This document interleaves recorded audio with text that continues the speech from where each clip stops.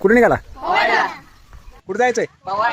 उन्हाळा म्हटलं की पोहणं हा फक्त एक खेळ नसतो, तर बालपणीच्या आठवणींचा तो खजिना असतो. विहिरीच्या काठावरची धमाल, मित्रांसोबतच्या उड्या आणि पाण्यात घालवलेले ते निवांत क्षण आजही मनाला आनंद देऊन जातात. पाठीवरती केंड बांधून पोहायला शिकायची मजाच काय वेगळी होती. आम्हाला तर थेट पाण्यात फेकूनच पोहायला शिकवलं जायचं.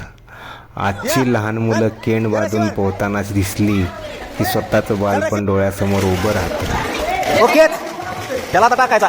जमतंय?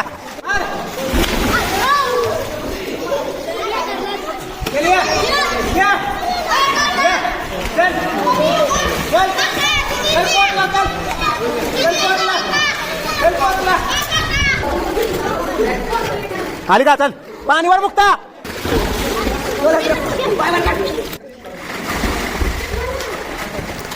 त्यांना मुटकं, मच्छी आणि पोहण्याचे छोटे छोटे डाव शिकवताना पुन्हा एकदा आपणही लहान झाल्यासारखं वाटतं. काळ बदलला, वय वाढलं, पण उन्हाळा आला की मन पुन्हा त्या पाण्याकडे धाव घेतं.